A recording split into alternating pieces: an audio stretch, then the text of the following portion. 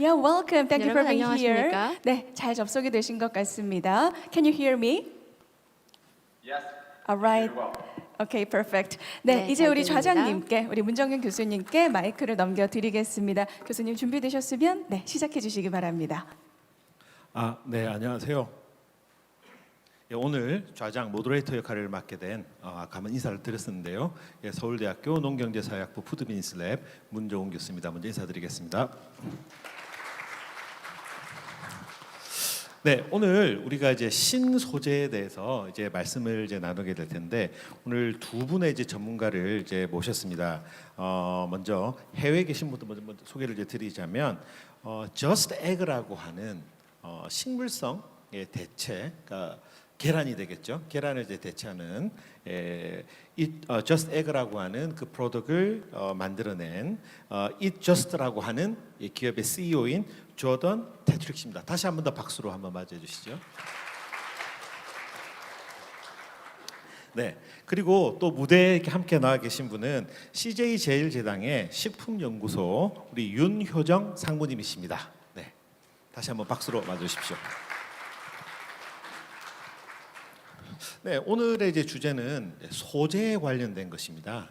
그래서 사실은 이제 오늘 뭐 대담이라고 할까요? 이 토크쇼를 이제 준비를 하면서 세 명이 먼저 한번 저희들이 디스커션을 나눴었는데요. 가장 요즘 이제 핫한 소재라고 무엇일까에 고민을 해봤는데 역시 단백질을 대체하는. 식물성 단백질에 대한 좀 이 소재가 아직 글로벌하게 핫하니까 이것에 관련된 이야기를 좀 나눠보는 게 어떨까라고 하는 결정을 내렸고요. 그래서 오늘 식물성 이제 소재에 대한 이야기를 좀 한번 이야기를 나눠보려고 합니다.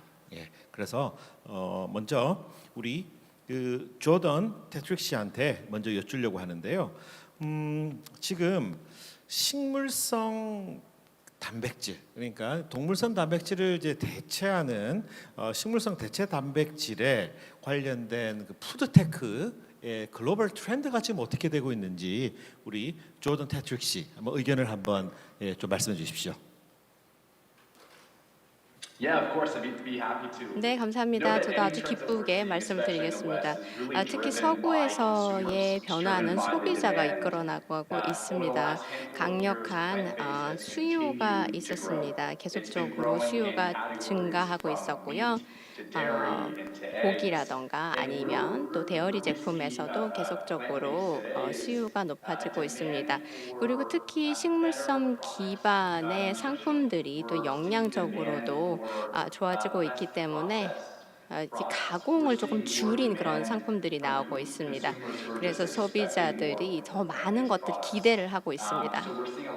그래서 많은 이노베이션이 일어나고 있고요. 그리고 또 이 식재료에서도 기존의 방식을 넘어서는 콩을 이용한 것들이 일어나고 있고 또 가공식품, 그러니까 뭐 발효식품, 퍼멘티드 발효식품, 그리고 또 식물성 기반의 제품들이 많이 나오고 있습니다. 더 많은 회사들이 점점 이런 원재료들을 이용을 해서 이제 식물성 기반의 상품을 보여주고 있는데요. 식물성 기반, 네, 원래 있던 그 원재료와 또 가공된 그 식물성 단백질 사이에서의 영양소를 같이 이렇게 비교를 하면서 얼마나 점점 많은 이렇게 콜레스테롤도 없지만 단백질도 높은지, 그리고 또 이런 이 소금 함량도 낮은, 나트륨 함량도 낮은 그런 제품들이 나오고 있는지를 점차 보여주고 있습니다.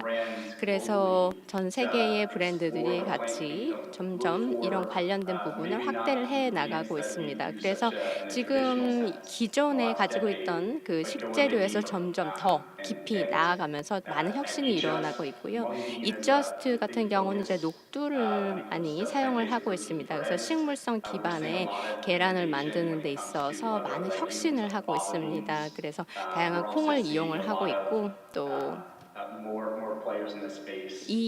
제가 보니까 지금 이 부분에 많은 것들이 사용이 되고 있어요. 그래서 다양한 식재료들과 요소들을 이용해서 변화를 만들어 나가고 있고 또 소비자들이 원하시는 방향으로 발전을 해 나가고 네, 있습니다. 감사합니다. 많은 이야기를 해주셨는데요. 지금 이제 새로운 이제 소재를 이제 식물성 소재에 이제 관련돼서 이야기를 하면서 주로 대체 이제 대상이 되는 것은 뭐 이야기를 들으셨겠지만 주로 이제 뭐 육류라거나 육류를 이제 대체한다라거나 그다음에 이제 우유를 이제 대체를 하거나 뭐 계란을 대체하거나.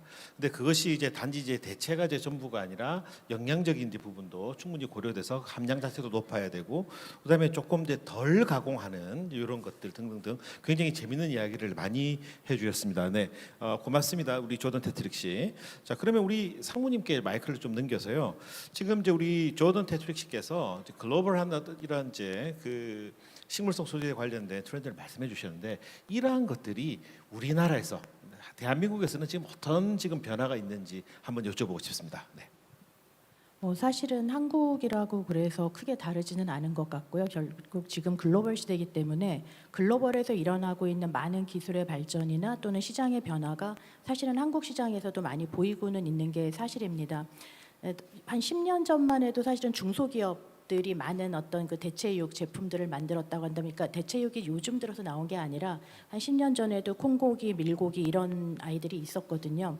단지 그때는 대기업들이 그 전선에 뛰어들기보다는 여기저기서 좀 작게 그렇게 네. 시장에 들어왔다고 한다면은 이제 푸드텍 기반으로 요 스타트업들이 굉장히 이제 많아지고 또 그 특히나 이제 지구 온난화라든지 여러 가지 ESG적인 측면에서 이제 서스테너빌리티를 원하는 또 그 소비자들이 많아지면서 결국은 우리 환경을 지킬 수 있는 게 결국은 푸드텍이 아닐까. 거기에서 기반해서 우리가 플랜 베이스드나 퍼멘테이션 베이스드의 단백으로 된 제품들을 더 활용하면 활용할수록 결국 지구를 지키는 게 아닐까 하는 그러한 생각들을 소비자들이 많이 하게 되면서 그 관심이 높아지고 또 대기업들도 그런 제품들을 많이 만들어내고 있거든요, 요즘은.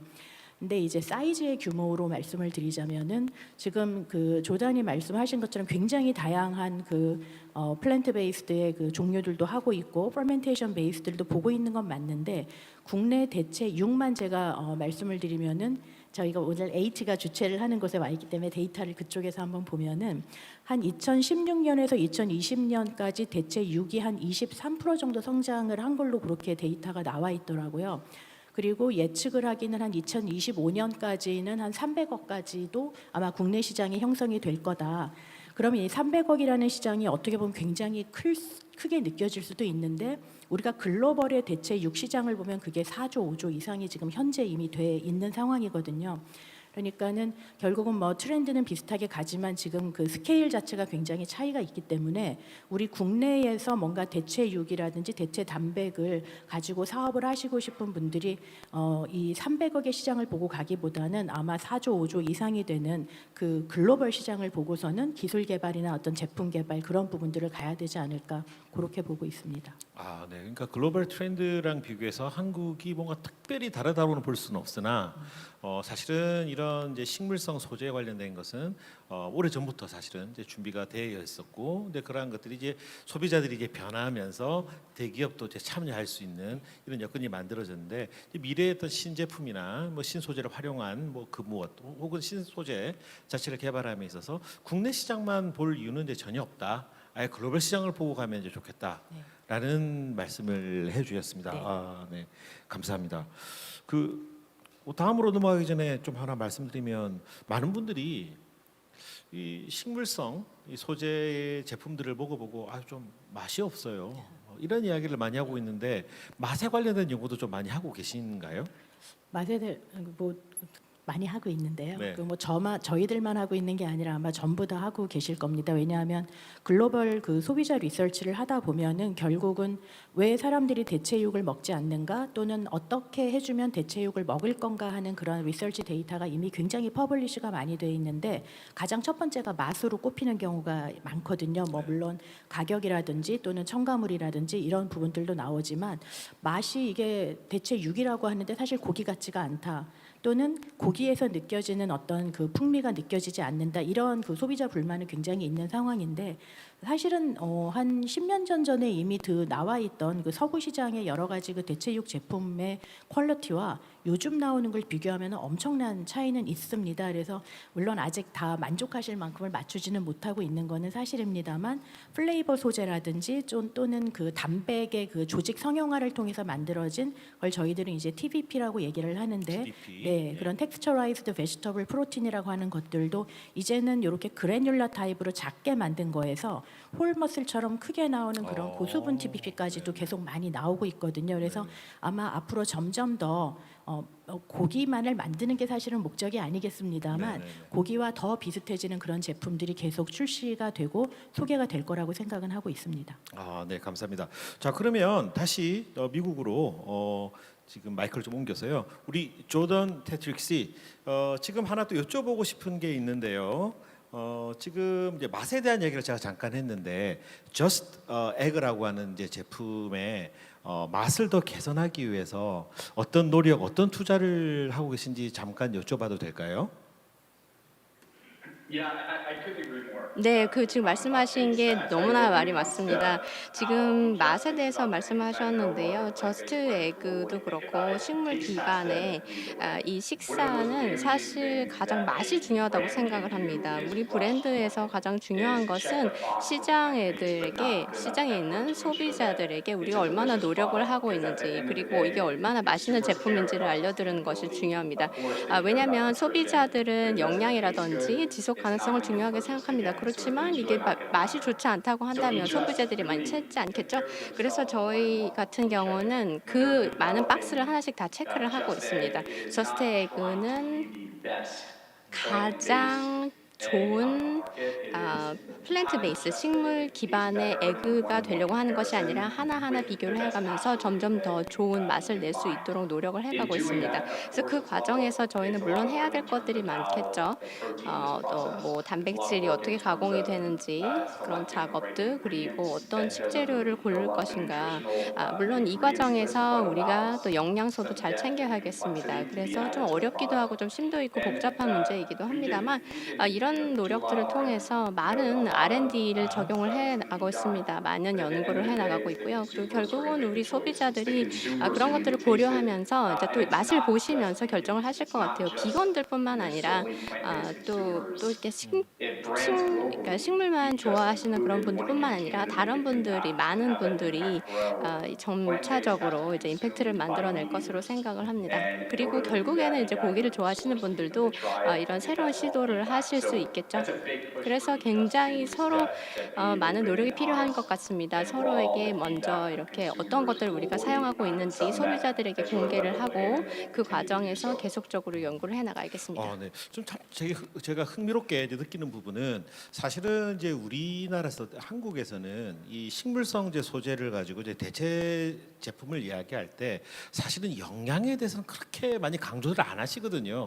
맛이 어떠냐 이런 이야기를 이제 많이 하는데 우리 그 조던 테트리스께서는 이 영양에 대한 이야기를 이제 자꾸 하시는 것 같습니다. 그래서 우리도 이제 뭐 조금만 더 지나면 우리도 이 식물성 소재를 썼을 때도 실제 그 동물성 단백질만큼의 그 영양소를 가지느냐 아니면 더 나은 영양소를 가지느냐 자체가 되게 이제 중요한 경쟁력이 될 수 있는 그런 부분이 있겠다라는 생각이 드네요. 자, 그럼 지금 우리가 이제 저스트 에그라고 하는 이 대체 계란 식물성 계란 단백질이 되겠죠. 이게 이제 이야기가 나왔으니까 한번 이제 각각의 이제 그 카테고리를 한번 넘어가 보겠습니다. 그럼 먼저 우리 조던 테트릭스에게 여쭤보고 싶은데요. 이 대체 계란, alternative egg가 되겠죠. 이것에 대해서 미국에 있어서의 이 대체 계란에 있어서의 어떤 시장 상황과 소비자들이 이 대체 계란에 대해서 무엇을 원하고 있는지 한번 좀 말씀해 주시면 좋겠습니다.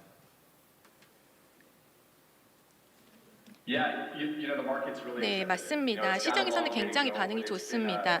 지금까지 굉장히 많은 영향을 끼치고 있습니다. 한 약 1,500억 이상의 시장이고요. 앞으로도 점점 더 성장을 하고 있습니다. 저스트 에그만 하더라도 여러 식당과 또 커피숍 등 북미에서 많은 판매가 되고 있고요. 소비량이 굉장히 높습니다. 또 여러 슈퍼마켓뿐만이 아니라 다양한 상점에서 전통적인 그런 일반적인 계란과 함께 판매를 하고 있습니다. 그래서 이런 마트 같은 곳에 가시면 일반적인 그런 계란과 함께 같은 그 판매대에서 판매를 하고 있습니다. 그렇기 때문에 소비자들이 저희를 이렇게 일반적인 계란과 함께, 그러니까 단순히 식물 기반 제품만을 따로 판매를 하는 것이 아니라 그들에게 판매할 때 또 가족들에게 또 대학생들에게 이것을 판매를 하는 방식이 물론 당연히 일반적인 계란도 건강하고 또 영양소도 높지만 이렇게 식물 기반의 계란이 맛도 동일하고 또 영양소 측면에서도 더 좋다라는 것이죠. 그래서 오믈렛을 만들거나 샌드위치를 만들 때 이렇게 식물 기반 계란을 가지고 한번 만들어 보는 것도 굉장히 새로운 경험을 또 제공할 수가 있습니다. 네, 그래서 저희 팀에서는 이렇게 고객들의 스토리를 들으면서 또 삶에서 어떤 변화를 끼쳤는지 등을 또 이야기를 듣고 있습니다. 단순히 영양 측면이 아니라 지속 가능성 측면에서도 굉장히 많은 영향을 끼치고 있습니다. 소비자들의 선택에 대해서 이 식물 기반 계란을 선택함으로써 끼칠 수 있는 영향, 또 지속 가능성과 관련된 것, 그리고 아까 말씀드렸던 것처럼 굉장히 어디서든 쉽게 살 수 있다라는 것, 일반 계란처럼 살 수 있다라는 것이 굉장히 접근성에도 도움이 되고 있습니다.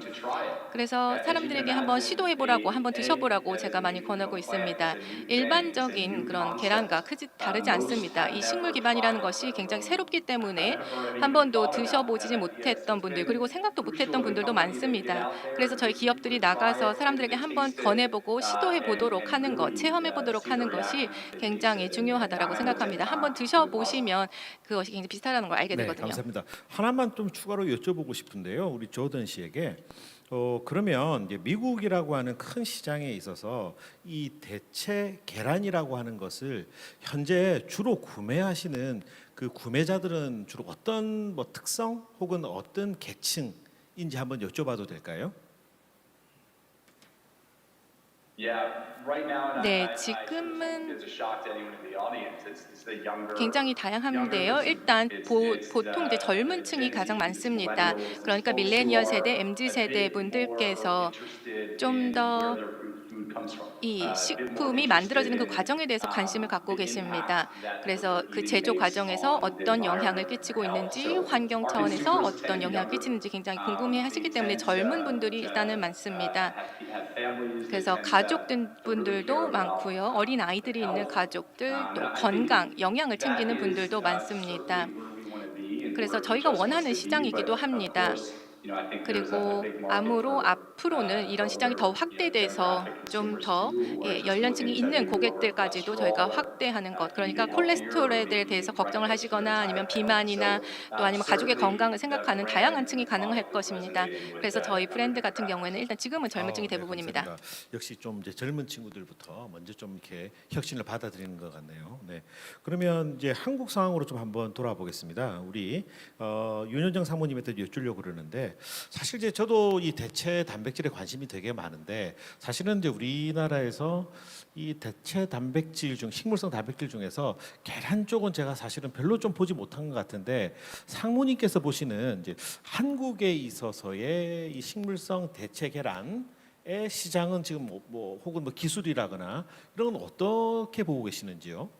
교수님께서 많이 못 보셨으면 저도 별로 기회가 많지 않습니다. 근데 저도 안 그래도 사실 나오기 전에 우리 졸단도 오고 그러기 때문에 졸단하고는 한 3년 전에 만났던 것 같아요. 그때만 해도 이제 한국에 우리 그 저스트 에그라는 거를 들여올 거다라는 거를 그때 들었었고 지금 보면은 그 회사의 그 지점에 가면 제가 이렇게 나와 있는 거를 보거든요. 그래서 정말로 한국으로 들어왔고 하는데 저도 비슷한 것 같아요. 그거를 사는 사람들은 그게 일단 궁금하고 또 이게 어떤 걸까, 이게 정말 계란 같을까 하는 거를 궁금해하는 그 분들이면은 아무래도 조금은 더 젊은 층이 많지 않을까 하는 생각은 들고 있고, 근데 최근에 제가 또 찾아보다 보니까는 우리나라 스타트업에서도 또 이런 그 대체 계란을 출시를 한 아주 최근에 하신 분들이 있더라고요. 있군요. 네, 네네. 그래서 우리는 없는 줄 알았더니 이제 바로 이제 출시가 된 지 얼마 안 된 그런 그 부분을 제가 봤고, 그래서 아마 대체 계란에 대한 관심도 굉장히 올라가고는 있는 것 같고,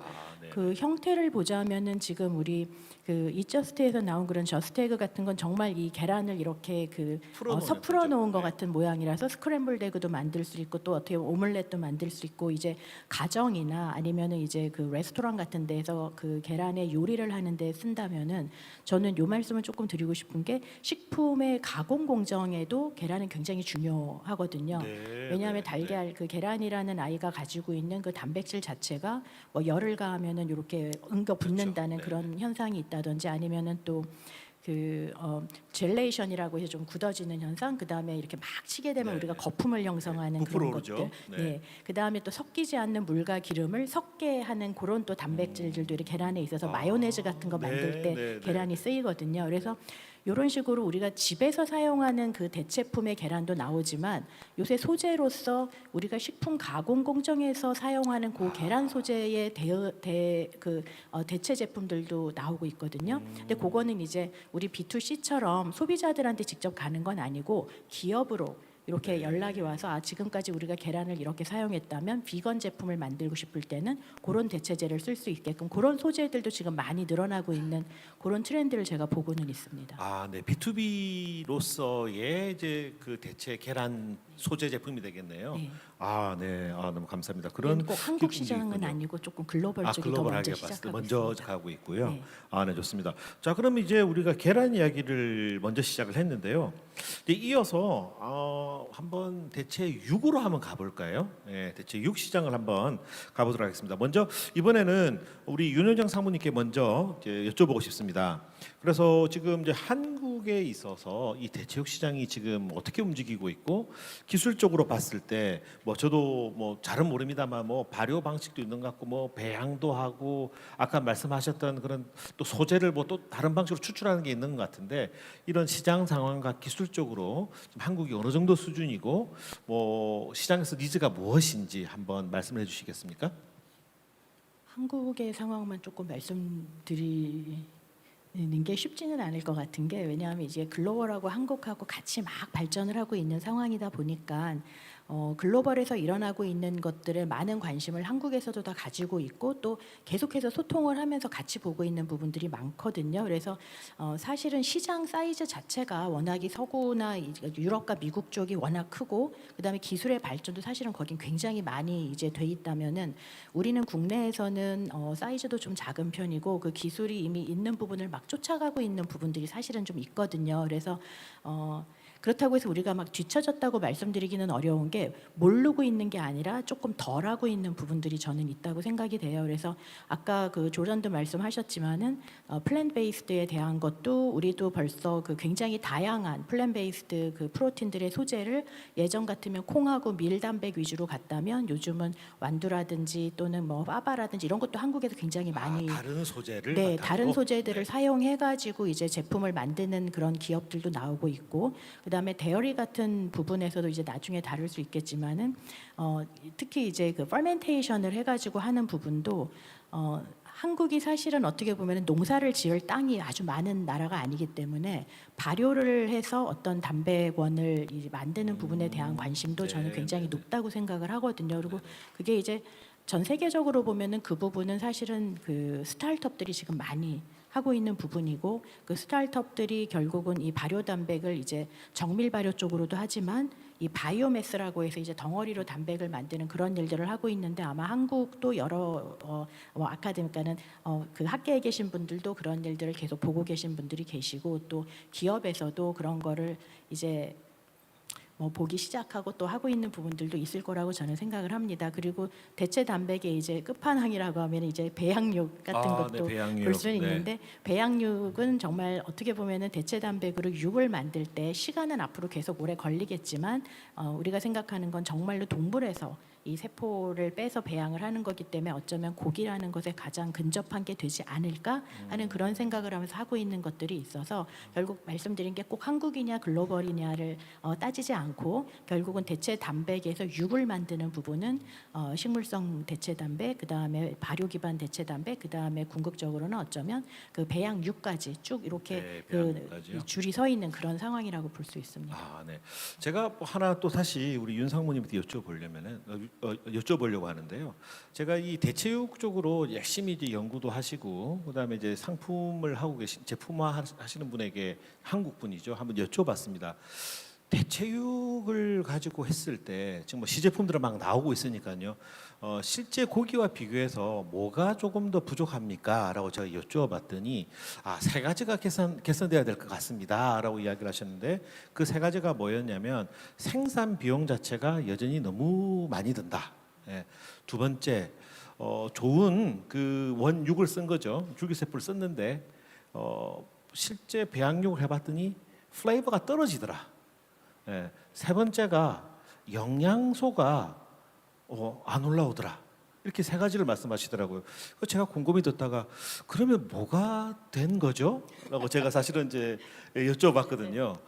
그래서 이제 글로벌 기술 격차라고 하는 것을 봤을 때 물론 이제 그분의 입장에서 이제 말씀하셨을 것 같은데 글로벌 어떠한 이 대체육 수준에 있어서 한국 쪽은 어떤 부분이 조금 더 앞서간다라거나 어떤 부분이 조금 더 노력해야 된다라거나 그렇게 좀 느끼시는 부분이 혹시 있으신지요? 지금 대체 육을 그러니까는 지금 그 말씀을 나누셨던 분은 배양육을 하시는 회사신가요? 배양육입니다. 네. 배양육 네. 말을 잘못했는데 그러면은 배양육입니다. 그분 네. 저는 사실 배양육을 이렇게 직접 본 것도 한 번밖에 없어가지고 네네네. 그 배양육은 지금 굉장히 그 기술을 개발하고 있는 그런 단계이기 때문에 사실은 배양육 회사마다도 다 방식들이 조금씩 다르고 그래서 그거를 제가 막 여기서 막 감히 말씀드리기는 조금 어려울 것 같고요. 근데 대체육도 말씀하신 거랑 많이 비슷합니다. 그래서 식물성 대체육도 그렇고 발효 기반 대체육도 그렇고 맛이 안 올라오고 그 다음에 영양 성분도 원래 고기와는 차이가 많이 나고 그 다음에 뭐 그 아까 또 뭘 비용도 생산 사실은 비용. 네. 어떻게 보면은 콩만 들어간 것 같은데 어떻게 고기와 거의 비슷한 값에 팔 수밖에 없는 왜냐하면 지금 저희가 그런 원료들을 구하는 게 원가 자체가 그 고기보다 싸지가 않거든요.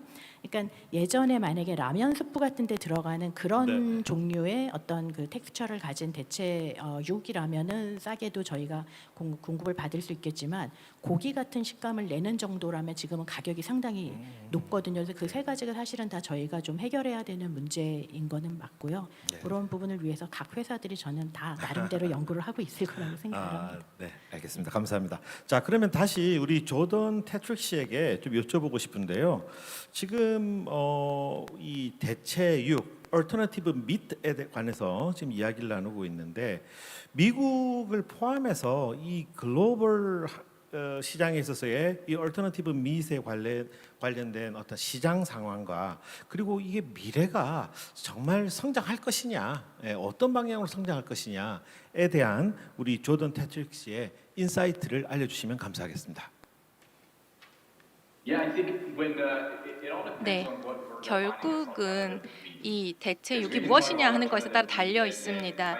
예를 들면 이게 식물 기반이라고 한다라면 당연히 이 시장 같은 경우는 계속 성장할 것이라 생각하고요. 또 굉장히 큰 성장이 예상된다라고 생각합니다. 오늘 또 많은 이야기를 했던 것처럼 이 여러 가지 소비자의 수요도 니즈도 그쪽으로 옮기고 있으니까요. 그런데 일단 그냥 전반적인 농업 그리고 또 이 배양육과 관련된 부분에서 있어서는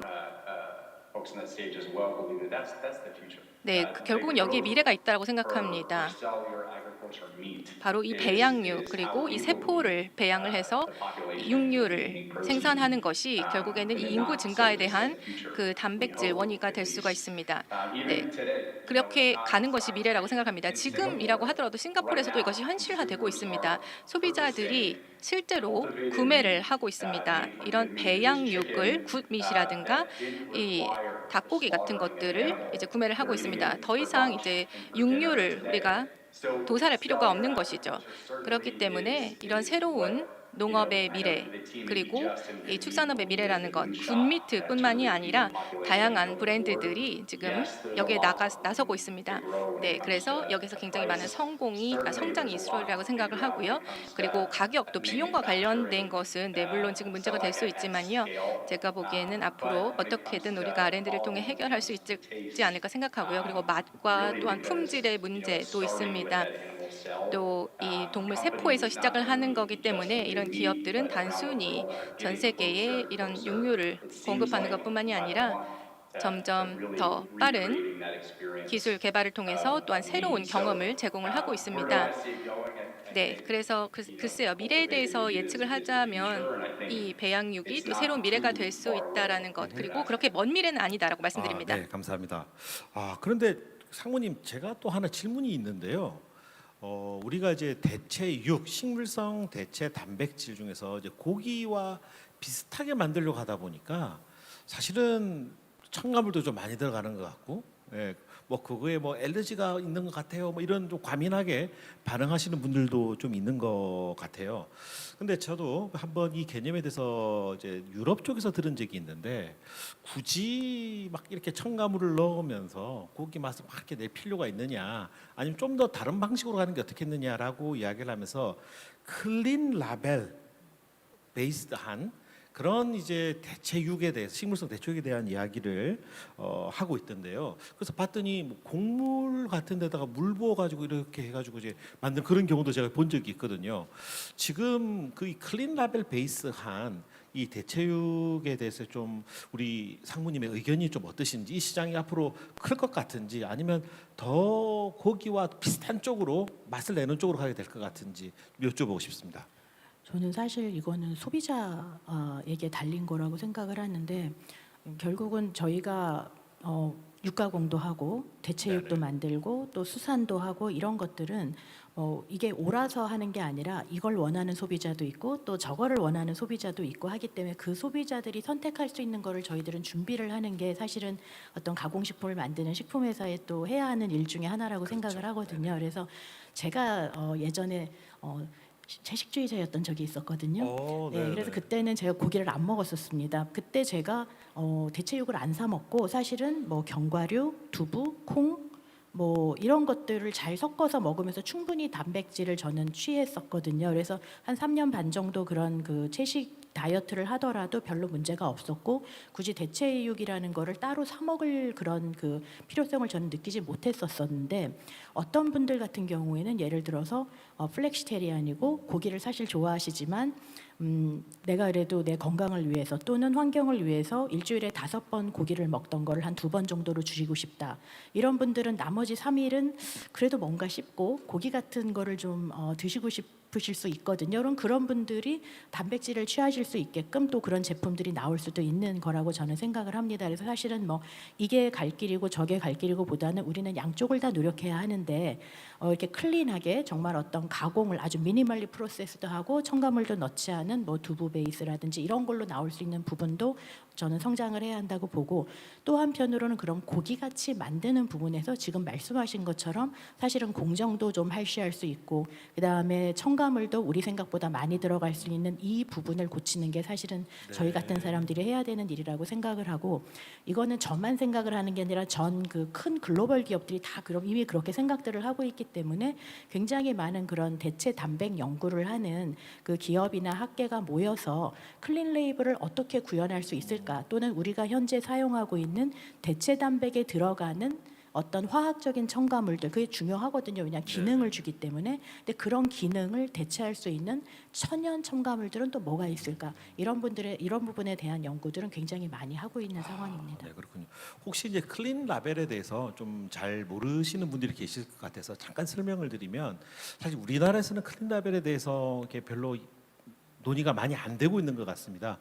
근데 클린 라벨의 이제 개념 같은 경우에는 쉽게 말하면 이렇게 설명하시더라고요. 유럽 쪽에 계신 전문가분이 연세가 굉장히 많으신 할머니 할아버지가 이 제품의 성분표를 봐도 이 제품에 어떤 것을 넣어서 만드는지를 봐도 다 이해할 수 있는, 뭔지 알 수 있는 그런 인그레디언트로 이제 만든 가공식품을 클린 라벨 식품이라고 합니다. 이렇게 이해하시면 됩니다.라고 제가 설명했는데 이렇게 이해하면 되겠죠? 네, 그냥 내 주방 찬장에 있는 그냥 그런 네. 원료들 그거 우리 이름 다 알잖아요. 소금, 네. 설탕 뭐 이런 거 정도. 네, 맞습니다. 자, 그러면 이곳에 대해서 이제 미국 시장이 어떤지 이 클린 라벨에 관련된 이 대체 육 관련해서 우리 조던 테트릭 씨께서 미국에서는 이것에 대한 니즈가 더 커지고 있는지 어떤지 한번 여쭤보고 싶습니다.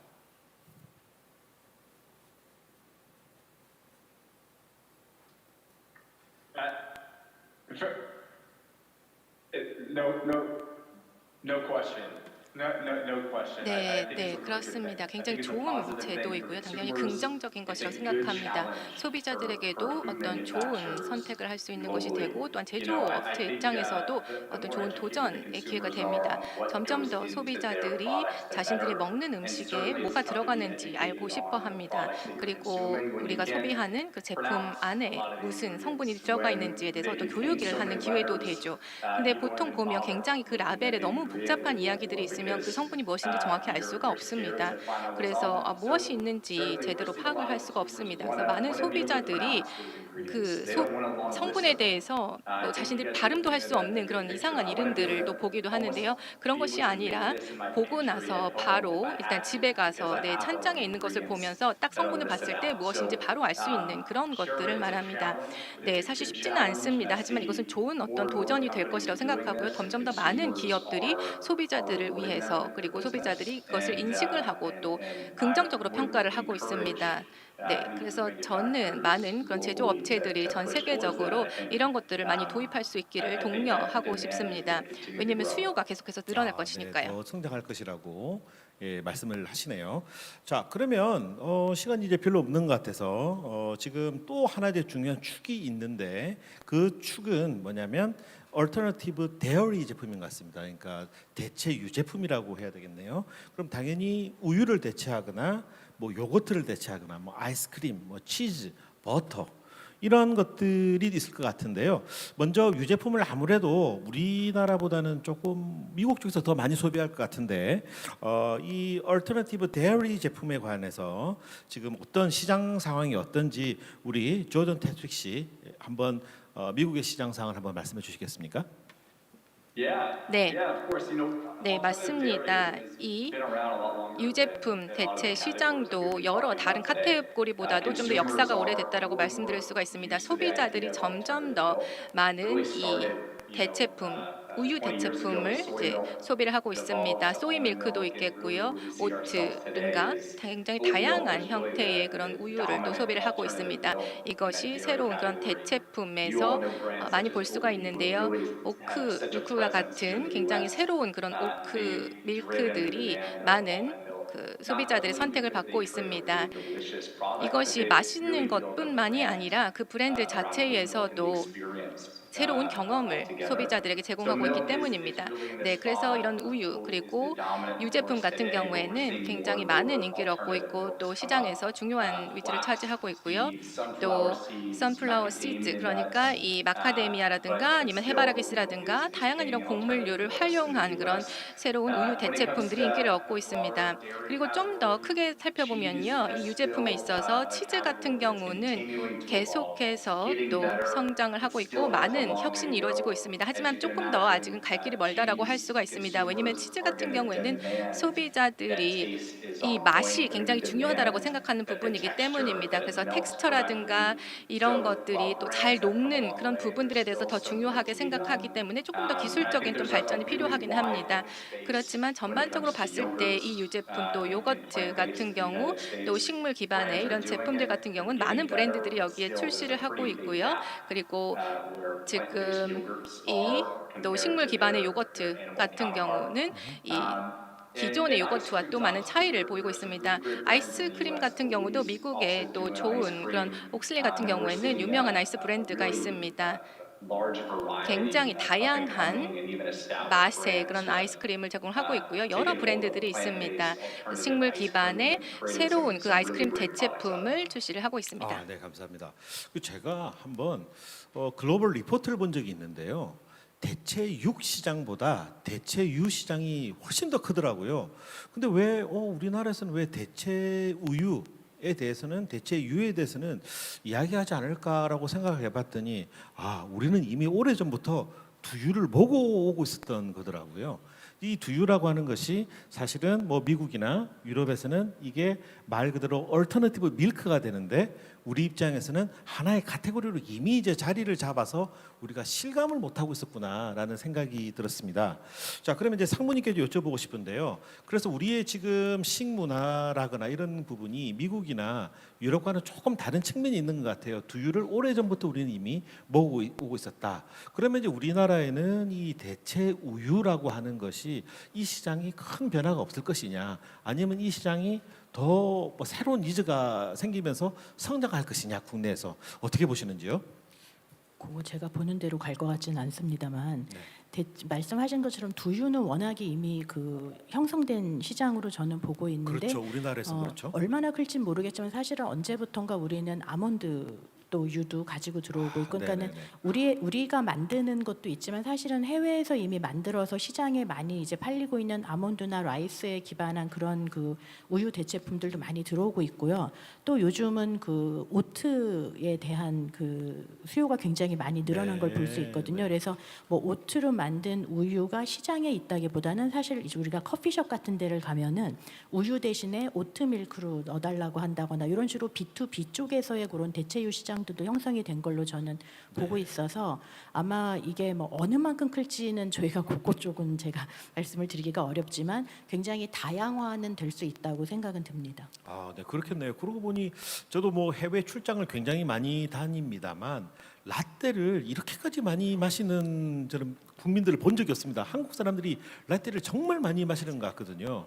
그러면 한국도 이 B2B 카페 시장에 있어서 이 식물성 대체유가 또 시장이 뭐 훨씬 더 커질 수 있겠다라는 생각이 드네요. 네, 맞습니다. 네. 저도 우유 대신 두유 넣어주세요 하다가 요즘은 다 오트를 오트로. 붙인 네. 아예 그런 라떼 제품들이 쭉 나오고 있는 거를 많이 보거든요. 그러니까 커피와 잘 어우러져야 네네. 되는 이제 그런 특징이 있어야 되겠군요. 네. 자, 그럼 이제 마지막으로 이제 좀 하나 여쭤보고 이제 마무리를 하려고 하는데요. 먼저 이제 조던 씨에게 한번 여쭤보려고 합니다. 지금 이제 주로 우리가 이 제품에 대해서 제품 카테고리에 대해서 이제 말씀을 드렸는데 조금 더 이런 생태계라고 하는 측면에서 좀 말씀을 드리자면 기술 중심의 그 푸드테크 스타트업 같은 경우에는 기술을 열심히 개발을 하지만 시장을 액세스하는 것이 좀 많이 어렵고요. 또 대기업 입장에서는 사실은 시장은 많이 액세스할 수 있는 루트는 가지고 있지만 아주 스페시픽한 기술이 뭐 될지 안 될지 모르는 데다가 막 투자하기 좀 어려운 그런 부분이 있잖아요. 그럼 이게 어떠한 방식으로든 협업을 했을 때 시너지가 날 수 있을 것 같은데 그런 것에 대한 좀 뭐라 그럴까요? 나아가야 될 방향이라거나 아니면 협업 방식이라거나 이런 것에 대해서 좀 제안하실 부분이 있으실까요? Yeah, I love that question. 네, 그 질문 너무나 감사드립니다. 좋은 질문이라고 생각을 하고요. 이 저스트도 제가 처음부터 계속적으로 생각했던 부분이 사실 협업입니다. 나이가 어린 회사 같은 경우는 수백 명 있는 회사들과 같이 이제 비교를 해봤을 때 스타트업이 아무래도 좀 더 리스크를 감행하는 경향이 있습니다. 그리고 또 빨리 뭔가를 만들어내는 경향이 있죠. 그래서 이 저스트 같은 경우도 그 오늘 제가 하는 것과 마찬가지로 많은 그 제조업체들하고 전 세계 글로벌 기업들하고 같이 협업을 하고 있는데 저희의 전략은 이저스트가 이노베이션을 하겠다. 그러니까 저스트 에그 같은 경우도 그렇지만 우리가 R&D를 하고 새로운 것들을 계속적으로 만들어서 계속 향상시키겠다라고 말을 합니다. 그리고 우리가 녹두를 이용하는 그 이제 이렇게 단백질을 만들었어요. 그러니까 결국 이제 제조하고 유통하는 거는 이제 큰 회사들이 하는 것이죠. 그래서 이저스트의 소스를 저희가 제공을 하는 것입니다. 그래서 우리가 그것을 소스를 제공함으로 해서 제조업체들에서 자신들의 그 제품을 만들고 우리 소스를 이용해서 만들고 그리고 나서 자신들의 큰 그 대규모 고객 네트워크를 이용해서 판매를 하게 되는 것입니다. 그래서 이런 파트너십은 굉장히 훌륭하고 흥미로운 것이었고요. 이저스트의 그 전문성을 가지고 또 큰 기업들이 또 자신의 유통 채널을 사용하기 때문에 이 생태계를 통해서 고객들에게 더 빨리 나아갈 수가 있는 것이고요. 그리고 또 a technology 저희는 기술을 적극적으로 활용을 하고 있습니다. 그래서 이런 기술도 이용을 해서 또 브랜드를 통해서 소비자들에게 더 나은 기술을 선보일 수가 있는 것이죠. 그래서 저뿐만 아니라 또 다른 회사들과 같이 혁신을 할 수 있는 그런 프로젝트들이 일어나고 있고 소비자들뿐만 아니라 지구를 위한 그런 협력이 일어나는 것입니다. 그래서 이런 모든 것들이 상호 협력으로 상호 혜택을 받게 되는 거죠. 이자스트는 SPC 한국의 SPC하고도 협업을 하고 있습니다. 그래서 SPC에서 저스트 에그를 한국의 소비자들에게 소개를 하고 있어요. 그래서 이런 것들이 중요한 파트너십이라고 생각을 합니다. 지금 서로의 전문성을 각각 활용해서 시장에 나갈 수 있는 좋은 방법이라고 생각합니다. 그래서 여기 지금 오신 분들 중에 there's a lot that can be done. 우리가 같이 할 수 있는 게 맞다고 생각을 합니다. That kind of head-to-head clashing when it comes to 서로 young 뭐 tech 경쟁을 할 startups and large 필요가 없죠. 우리가 스타트업이라고 해서 there's a lot 또는 또 큰 기업과 우리가 경쟁해다는 것이 아니라 서로 혁신할 것은 혁신하고 파트너십을 할 것은 파트너십을 해서 서로 계속적으로 향상될 수 있도록 하는 것입니다. 이런 이제 감사합니다. 파트너십 모델은 사실은 뭐 우리나라에도 충분히 뭐 적용될 수 있는 부분이라고 생각되는데요. 마지막으로 우리 죄송합니다. 윤상무님께서 지금 우리 조던 테트리씨께서 이야기한 것에 또 한국은 또 한국의 특유의 또 비즈니스 환경이 있으니 혹시 뭔가 조금 더 덧붙이실 말씀 있으신지요? 저는 이제 글로벌의 스타트업들이 갖는 많은 기회를 많이 봤거든요. 그러면 그 에코시스템에 있으면은 거기에 이제 그 좋은 어떤 투자자 또는 이런 그 본인들이 생산이나 마케팅이나 또는 어떤 디스트리뷰션 쪽에서의 어떤 그 베네핏을 얻을 수 있는 그런 링킹을 해줄 수 있는 그런 그 어떻게 보면 매치메이킹을 해주는 그런 부분들이 굉장히 많은데 한국도 있기는 있습니다. 있기는 있는데 그런 부분에서 사실은 대기업들의 역할이 조금은 적지 않나 하는 생각은 하거든요. 그래서 물론 이제 정부기관이라든지 또 학계에서도 그런 에코시스템을 많이 만들고는 있으나 결국은 한국에서도 대기업이 같이 들어가서 스타트업들과 같이 성장할 수 있는, 그러니까 스타트업이 시장을 볼 수 있고 소비자를 봐서 어떤 기술의 방향을 좀 잡는다든지 아니면은 생산을 해야 되는 파일럿까지는 잘 갈 수 있는데 커머셜라이제이션에서 좀 멈추는 경우가 많으니 그런 부분에 대해서는 또 어떤 생산의 역량으로 좀 같이 돕는다든지 이런 파트너십을 대기업들이 좀 더 활발하게 하면 좋지 않을까 그런 생각은 좀 하고 있었습니다. 아, 네, 감사합니다. 자, 오늘 거의 한 50분 정도 시간이 조금 넘었는데요. 새로운 신소재에서 말씀을 드렸고 그 중에서도 지금 요즘 이슈가 되고 있는 식물성 소재에 대해서 지금 카테고리별로 또 말씀을 드리고 그다음에 한국 시장 그리고 글로벌 시장에 있어서의 또 현황에 대해서 또 말씀을 나눴습니다. 그리고 이제 마지막으로 이러한 그 생태계가 이 소재 관련된 생태계가 더 잘 되게 하기 위해서는 어떤 식의 협업이 이루어져야 되는지까지 말씀을 나누었습니다. 그래서 여러분들에게도 많은 도움이 되었으면 합니다. 자, 우리 조던 테트릭 씨 너무나 감사드립니다. 다음에 한번 기회가 되면 실제 뭐 미국에서 뵙거나 한국에서 뵙도록 하겠습니다. 감사합니다. 네, 우리 윤상무님 너무 감사합니다. 수고 많으셨습니다. Thank you. Thank you. 감사합니다. 네, 감사합니다. 수고하셨습니다.